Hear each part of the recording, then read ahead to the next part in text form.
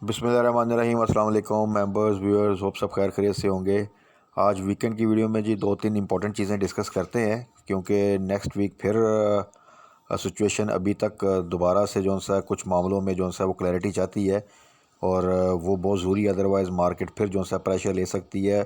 Because के market इस वक्त जिन लेवल्स पर है वो 42,000 के पास, ये वही लेवल्स हैं जहां पर मार्केट को स्टेबिलिटी चाहिए, कुछ अच्छी न्यूज़ चाहिए, किसी किस्म की बैड न्यूज़ नहीं चाहिए। अदरवाइज़ मार्केट यहां से फिर डिप जो सा है वो लेने के चांसेस बहुत ज़्यादा हो जाते हैं।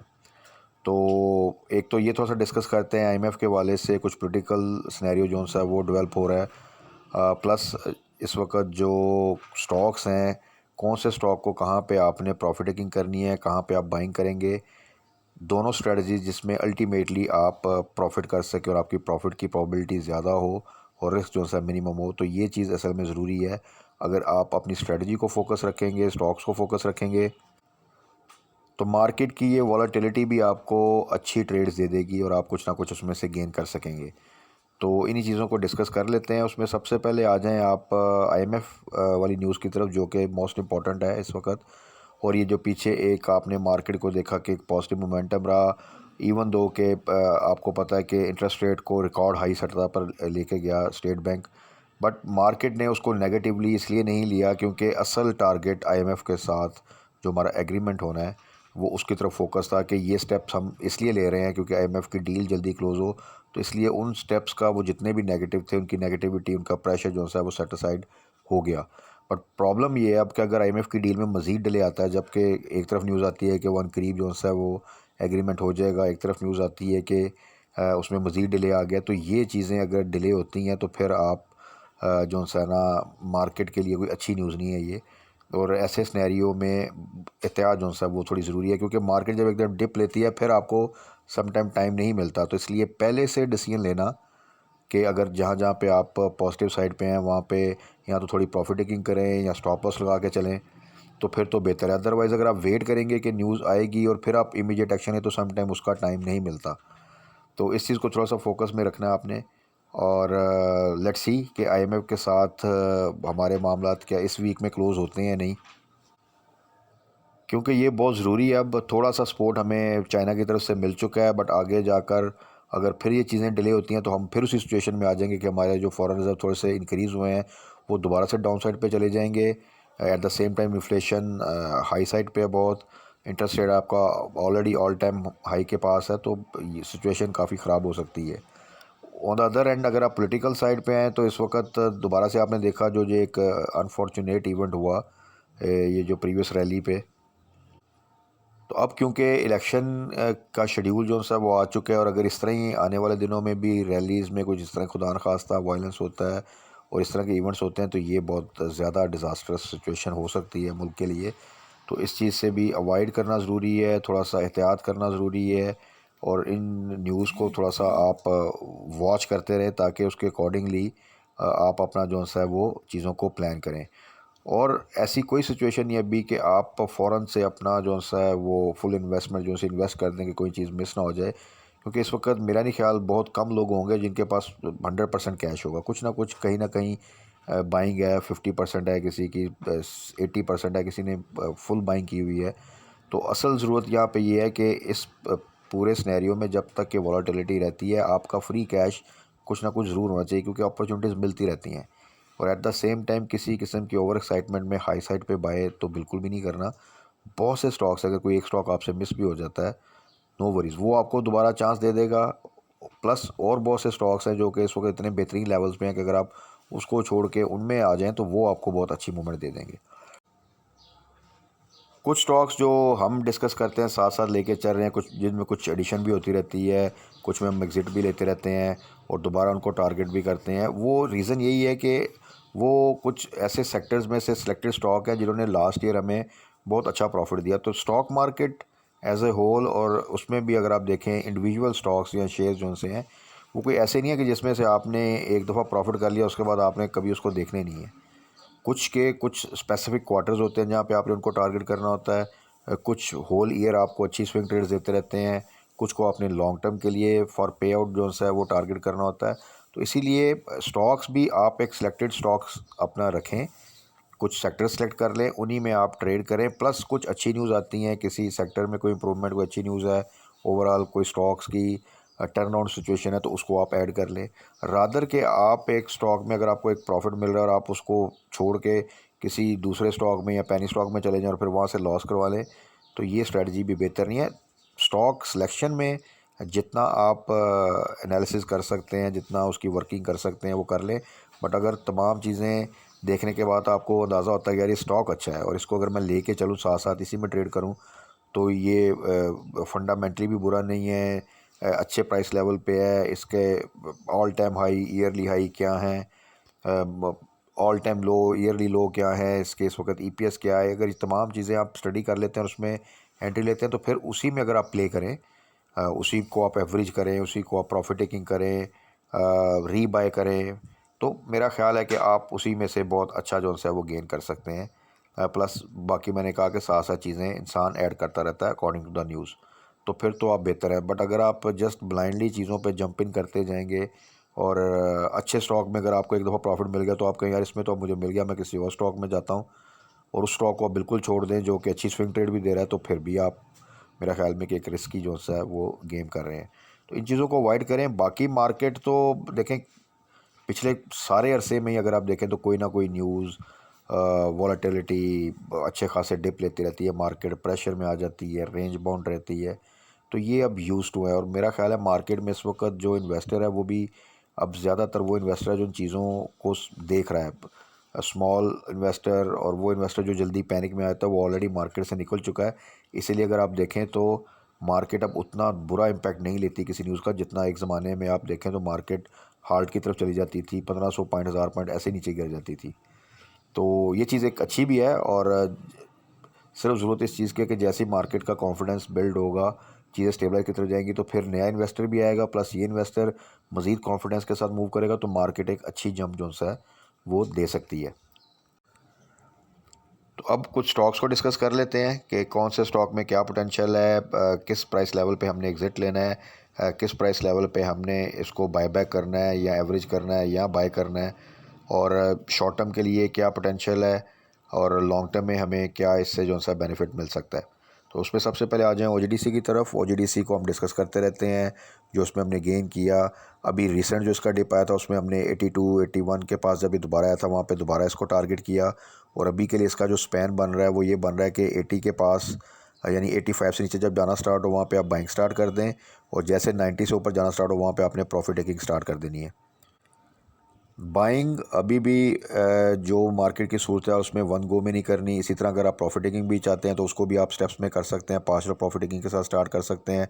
प्लस जैसे ही 90 से ऊपर जाए और 93 94 तक जाता है, तो फिर 90 का स्टॉप लॉस लगा लें और इसको फर्दर इस तरह आप होल्ड करते जाएं और साथ साथ प्रॉफिट टेकिंग करते जाएं। अभी जो इसकी क्लोजिंग आई है वो 86.88 है। यहाँ पर अभी फ़िलहाल जो सा बाय से अवॉइड करें, 85 से नीचे जब जाए तो बाइंग स्टार्ट करिए। जिन्होंने बाय किया हुआ है वो अभी होल्ड करें। आईएमएफ जो प्रेशर डाल रहा है पाकिस्तान पे, वो ये डाल रहा है कि इस वक्त जो रिसीवेबल्स हैं उनके अकॉर्डिंगली में पूरा प्लान दिया जाए। तो रिसीवेबल्स में आपको पता है कि इस वक्त जो कंपनीज़ हैं उनमें पीपीएल है, ओजीडीसी है, पीएसओ है, आपकी एसएनजीपी वगैरह, ये तमाम वो कंपनीज़ हैं। तो इनके लिए तो वो एक लिहाज से अगर वो सर्कुलर डेट का इशू रिजॉल्व होता है तो वो इनके लिए भी एक पॉजिटिव न्यूज़ है। सो ओजीडीसी अभी के लिए होल्ड। उसके बाद है जी अटक रिफाइनरी। बेहतरीन स्टॉक, ज़बरदस्त प्रॉफिट दिया, ज़बरदस्त स्विंग ट्रेड्स दी, बहुत अच्छे प्राइस स्पैन में मूव करता है, और हमेशा इसको हमने साथ साथ डिस्कस भी किया है, किन लेवल पे एग्ज़िट लेना है वो भी डिस्कस करते रहते हैं। अब ये तकरीबन तकरीबन 172 की प्राइस पे है। यहाँ पे देखें आके हमेशा ये स्ट्रेंथ थोड़ी सी लूज़ करता है, इसीलिए जब भी ये 170 से ऊपर जाए इसमें प्रॉफिट टेकिंग ज़रूर करें। अगर 100% नहीं करनी, पार्शियल प्रॉफिट टेकिंग करें, बाकी 165 का स्टॉप लॉस लगा के आप होल्ड कर लें। और जैसे ही 150 के पास है या 155 से नीचे जाए तो वहाँ पे आप दोबारा से इसको बाय बैक करें, तो आप एक अच्छी स्विंग ट्रेड जो सी है वो एंजॉय कर लेंगे। और ये पिछले पूरे साल में अगर आप देखें तो बड़ी ज़बरदस्त इन प्राइस लेवल्स में इसने मूवमेंट दी है। ओवरऑल अगर लॉन्ग टर्म के लिए भी चलना है तो आप 50% की प्रॉफिट टेकिंग करें, 50% होल्ड कर लें। पोटेंशियल इसमें पूरा है कि जैसे ही मार्केट इंशाल्लाह ताला थोड़ी सी स्टेबल होगी तो इस दफ़ा ये 200 को भी क्रॉस करेगा। उसके बाद है जी हैस्कोल। हैस्कोल में दोबारा थोड़ी सी मूवमेंट आ रही है। कल इसकी एक बोर्ड मीटिंग भी है अदर दैन फाइनेंशियल्स। प्लस अभी रिसेंट कुछ न्यूज़ ऐसी भी आ रही हैं कि जो एक इनका मल्टी बिलियन का एक स्कैम में जो कुछ लोग नॉमिनेटेड थे उनको कुछ को क्लियर भी किया गया है। सो लेट्स सी कि आने वाले दिनों में जो न्यूज़ एक्सपेक्ट की जा रही है हेस्कॉल से कि डिफ़ॉल्टर काउंटर से भी निकलेगा, अगर चीज़ें उस तरफ जाती हैं तो फिर एक अच्छी रैली जो सी आप देख सकते हैं। और ऑलरेडी जब ये तकरीबन 5 से नीचे गया था तो दैट वाज द प्राइस जहाँ पे हमने मेंशन किया था कि वो एक सिक्योर प्राइस है, वहाँ पे अगर आप बाय करते हैं, किसी का अगर हाई साइड पे थोड़ा सा स्टक है तो एवरेज कर ले। तो यहाँ से जिस तरह लास्ट ईयर इसने 8 को क्रॉस किया था और फिर ये डिप लेके नीचे आया, तो वहाँ तक तो ये इजीली जा सकता है। और अगर आने वाले दिनों में कुछ बेहतर न्यूज़ आती हैं, कुछ इसकी रिहेबिलिटेशन की तरफ चीज़ें जाती हैं, प्लस डिफ़ॉल्टर काउंटर से ये निकलता है, तो फिर तो आप इसको ईज़िली जो है डबल डिजिट में देख सकते हैं। तो उस लिहाज से देखा जाए तो थोड़ी सी इन्वेस्टमेंट आप अगर इसमें करें, वो भी लेकिन 5 के पास या उससे नीचे, तो फिर एक बड़ी सिक्योर आप स्ट्रेटजी के साथ इसमें कुछ ना कुछ अच्छा गेन जो सा कर सकते हैं। और छोटे स्टॉक में आपको पता है 2-2.5 रुपये का गेन परसेंटेज वाइज बहुत ह्यूज गेन बन जाता है। अब आ जाते हैं थोड़े से आईटी सेक्टर के स्टॉक्स की तरफ, जिनको हम सबसे ज़्यादा डिस्कस करते हैं और उसकी परसेंटेज भी चाहते हैं कि आईटी सेक्टर को आप सबसे ज़्यादा अपने पोर्टफोलियो में जो सा जगह दें, बिकॉज कि ओवरऑल ये सेक्टर भी बहुत ज़बरदस्त सेक्टर है जिसमें फ्यूचर ग्रोथ अभी काफ़ी अरसा जो सा वो चलेगी। गवर्नमेंट भी सपोर्ट करती रहेगी, साथ साथ बहुत सी चीज़ों से, टैक्सेस से, गवर्नमेंट पॉलिसीज से ये सेक्टर इम्यून रहता है। तो इसलिए इसको आप ज़रूर फोकस करें। उसमें आज टैली को डिस्कस कर लेते हैं। टैली में देखें ओवरऑल कोई ऐसी बैड न्यूज़ नहीं थी, रिज़ल्ट भी नॉर्मल अपने एक पैटर्न पे चल रहा था, बट इसने काफ़ी ज़्यादा प्रेशर लेकर ये जो कि नॉर्मली आप देखें 10 to 12 के दरमियान मूव करता था, वहाँ से गिरता गिरता ये जो सा है वो अगर आप देखें तो ये 6 से भी नीचे चला गया था। और लेकिन जब ये 6 के पास था तो तब भी यही डिस्कस किया कि ये अब वो प्राइस है जहाँ पे आप अगर एवरेज करना चाहें तो बिल्कुल कर सकते हैं, क्योंकि यहाँ पे ये तकरीबन बॉटम आउट हो रहा है। और वहाँ से अगर आप देखें तो अभी ये 2 कैप लगा चुका है, तकरीबन 2.5 रुपये तक का गेन जो है वो दे चुका है।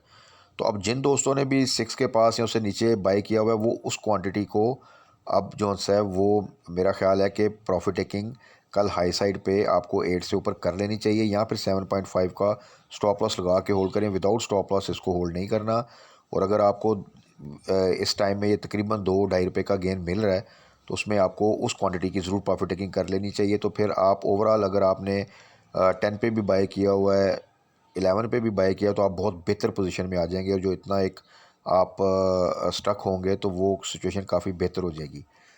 बट अगर आप स्टॉप लॉस नहीं लगाते और किसी वजह से दोबारा डिप लेता है तो फिर आप उस वक्त रिग्रेट करने से बेहतर है कि आप टाइमली जो सा है इसमें डिसीजन लें।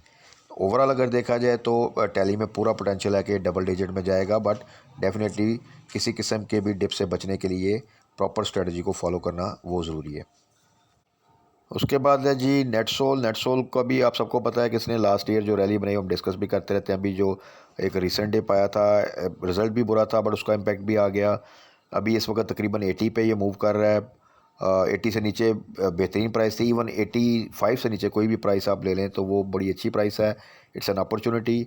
और ऐसे स्टॉक में यही होता है कि जब एक लो साइड पे काफ़ी अर्सा है, थोड़ा सा एक पेशेंट टेस्ट होता है और वो पेशेंस के साथ जो होल्ड कर लेता है, तो जब इनमें एकदम फिर वर्टिकल रैली बनती है तो नो टाइम एक अच्छा गेन जो है आपको मिल जाता है।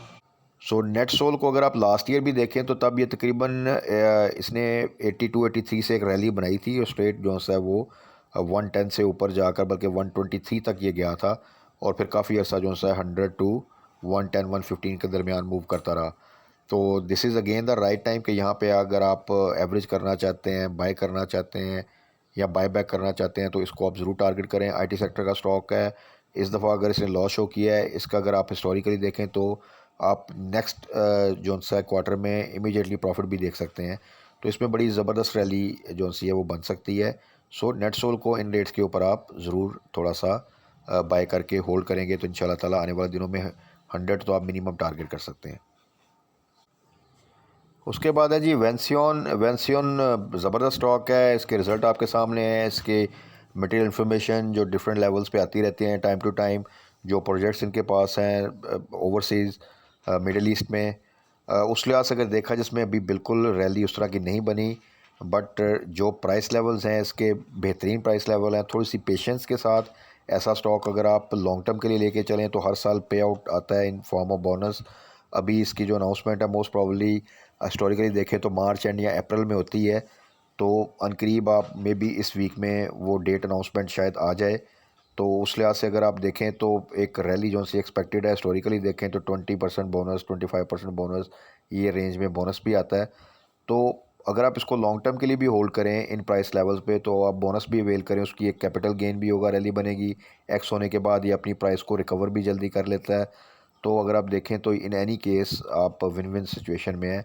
सो वेंसियन को ज़रूर आप टारगेट करें, जिन्होंने थोड़ा हाई साइड पे बाय किया हुआ है, मींस 80s के पास या 75 से ऊपर, तो वो यहाँ पे एवरेज बिल्कुल कर सकते हैं। और उस क्वांटिटी को फिर जैसे ही ये 80 के पास जाए वहाँ पे आप प्रॉफिट टेकिंग कर लें या स्टॉप लॉस के साथ रखें। और बाकी आप फिर एक जैसे ही 80 क्रॉस करेगा तो जो आपकी वो प्राइस लेवल्स हैं वहाँ पर रादर के आप ब्रेक इवन पे आप एक अच्छे प्रॉफिट में आ जाएंगे। तो ओवरऑल इवेंसियन जैसे स्टॉक में किसी किस्म की वरी की बात नहीं, बल्कि ऐसे स्टॉक्स को हमेशा अगर डिप आता है तो वहाँ पे एवरेज की स्ट्रेटजी को फॉलो करते हैं रादर के पैनिक में आके उसको सेल किया जाए। उसके बाद है जी systems, again one of the best stock overall भी देखा जाए स्टॉक मार्केट में, और प्लस आईटी सेक्टर का तो ये टॉप स्टॉक अगर आप कह सकते हैं तो वो है। बेहतरीन प्रॉफिट दिया लास्ट ईयर भी, आप देखें कि तकरीबन ये 300 से भी अगर कंसिडर करें, अल्दो के 300 से नीचे भी गया था, तो वहाँ से अगर आप देखें फाइनल तो तकरीबन 200 पॉइंट का जो सा इसने जो सा वो किया। और अब भी आप देखें कि मार्केट वॉलेटिलिटी में भी एक स्ट्रेंथ शो करता है, और इतना बड़ा स्टॉक अगर आप देखें तो 450 से 500 के स्पैन में इस वक्त मूव कर रहा है। और इसीलिए हम साथ साथ मेंशन करते हैं कि जब भी ये 470 से नीचे है वहाँ पे आप बाय करें और स्टेप्स में बाय करें, और इसलिए जैसे ही 500 से ऊपर जाए वहाँ पे आपने प्रॉफिट टेकिंग करनी है अभी जब तक कि ये वॉलेटिलिटी रहती है। और अगर आप देखें तो जिस तरह अटक अगर आप देखें तो तकरीबन 150 से 170 के स्पैन में मूव करता है। जो सिस्टम है ये 450 टू 500 के स्पैन में मूव कर रहा है, तो इसमें आप बड़ा इजीली एक अच्छी ट्रेड जो सी है वो ले सकते हैं। बट उसके लिए बहुत ज़रूरी है कि राइट टाइम पे एंट्री और at the same time right time पे आप एग्ज़िट भी ले लें। उसके बाद है जी हपको। हपको again best stock for long term investment, और इसको ये मेंशन किया है और प्रेजेंट सिनेरियो में ये सजेस्ट किया था कि 50% तो जो भी आपने बाय किया उसको तो आप लॉन्ग टर्म के लिए बिल्कुल भूल जाएं, साइड पे रखकर 50% को आप ट्रेड करते रहें। तो आप देखेंगे 60 टू 70 का एक बड़ा अच्छा स्पैन बनता है, बल्कि इस दफ़ा इसने एक अच्छा गेन किया और एक्स हो चुका है अब।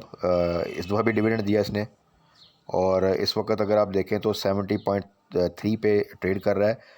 तो दोबारा से जो दोस्त अगर इसको बाय करना चाहते हैं, जिन्होंने प्रॉफिट टेकिंग कर ली है या जिनसे मिस हो गया है, वो जैसे ही 70 से नीचे जाए तो वहाँ पर आप फर्स्ट बाय कर सकते हैं और फर्दर थोड़ा सा कैश क्योर कर लेंगे। अगर ये 65 से नीचे जाता है तो वहाँ पे आप बाइंग करें और लॉन्ग टर्म के लिए लेके चलें। तो तकरीबन वो स्टॉक है जो ईयरली बहुत ज़बरदस्त डिविडेंड देता है और मल्टीपल क्वार्टर्स में पे आउट जो है अनाउंसमेंट होती है।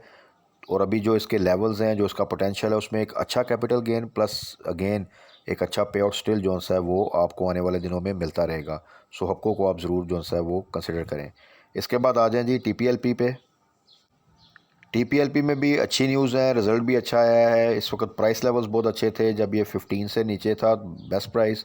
वहाँ से अगर आप देखें थोड़ी सी इसने मूवमेंट बनाई है अभी, कुछ बेहतर वॉल्यूम के साथ। लास्ट ईयर इसकी बड़ी अच्छी स्विंग ट्रेड्स बनती थी, टॉप 5 वॉल्यूम लीडर्स में मोस्ट प्रॉब्ली रहता था ये ज़्यादातर। तो अभी के लिए अगेन जो प्राइस लेवल्स हैं बिलो 16 कोई भी प्राइस है वहाँ पे आप बाय करके इसको 19 टू 20 का टारगेट कर सकते हैं। जिन दोस्तों ने भी 15 से नीचे बाय किया है वो जैसे ही ये 16 से ऊपर जाए वहाँ पे प्रॉफिट टेकिंग करें। और जिनकी हाई साइड पे बाइंग है, वो जिन्होंने एवरेज कर लिया है टाइमली, अगेन वो जो एवरेज क्वांटिटी है उसको प्रॉफिट टेकिंग करें। और अगर एवरेज नहीं किया तो वो अगेन जो है वो 16 से नीचे नीचे एवरेज कर सकते हैं। ओवरऑल थोड़ा सा पेशेंस, क्योंकि बहुत ज़्यादा जनरल पब्लिक इसमें इन्वॉल्व हो चुकी है, तो सम टाइम ऐसे स्टॉक में फिर ये होता है कि थोड़ा सा उस स्टॉक को एक मखसूस प्राइस रेंज पे लो साइड पे काफ़ी अर्सा जो है वो रखा जाता है, और जैसे ही पब्लिक उसमें से आउट होती है तो फिर उसमें एक ज़बरदस्त रैली जो सी है वो बन जाती है। सो टीपीएलपी में भी किसी किस्म की वरी की बात नहीं है। ओवरऑल न्यूज़ बेहतर हैं, रिज़ल्ट बेहतर हैं, आने वाले दिनों में जो इसकी ग्रोथ प्रॉस्पेक्ट्स हैं वो भी बेहतर हैं। सो टीपीएलपी को भी उसी स्ट्रेटजी के साथ लेके चलें कि जैसे 16 से नीचे या 15 से जाता है वहाँ पे एवरेज, और जैसे फिर 18 से ऊपर जाए वहाँ पे आप साथ साथ प्रॉफिट टेकिंग स्टार्ट कर दें। फाइनल वन जी मिचेल्स को हमने टारगेट किया हुआ है फॉर दिस ईयर ज़बरदस्त प्रॉफिट के लिए, और टारगेट किया था जब ये 80 से नीचे गया था, और फिर रिसेंटली दोबारा जब इसका एक स्ट्रॉन्ग स्पैन बन गया 85 टू 95, तो उसमें भी यही सजेस्ट किया कि जब भी 85 के पास आए या उससे नीचे जाए वहाँ पे बाय है, और अगर आप स्विंग ट्रेड लेना चाहते हैं 95 के पास आए तो वहाँ पे आप प्रॉफिट टेकिंग कर लें। और इसमें भी यही स्ट्रेटजी करें कि हाफ़ को आप लॉन्ग टर्म के लिए रख लें और हाफ़ में आप ट्रेडिंग करते रहें। रिसेंट क्वार्टर का रिज़ल्ट बेहतर आ चुका है और आने वाले क्वार्टर्स में मज़ीद बेहतरी आती है, तो इन नो टाइम आप किसी भी टाइम इसमें एक बड़ी वर्टिकल रैली जो सी एक्सपेक्ट कर सकते हैं। और तब हम साथ साथ डिस्कस करते जाएंगे कि प्रॉफिट टेकिंग एक्चुअल हमने फुल क्वांटिटी की कहाँ पे करनी है।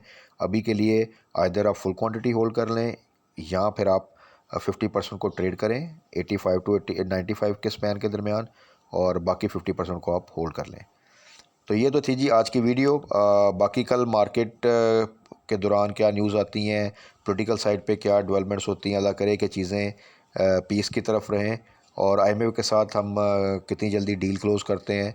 ये तमाम चीज़ों को साथ साथ देखते हुए कल मार्केट क्लोजिंग के बाद हम फर्दर डिस्कस कर लेंगे कि हमारी क्या स्ट्रेटजी होनी चाहिए और कौन सा कोई नया स्टॉक जिसको हम ऐड करें तो उसमें प्रॉफिट मिल सकता है। ये चीज़ें डिस्कस कर लेंगे। तब तक अपना ख्याल रखिएगा, दुआ में याद रखिएगा। Stay blessed. अल्लाह हाफ़िज़।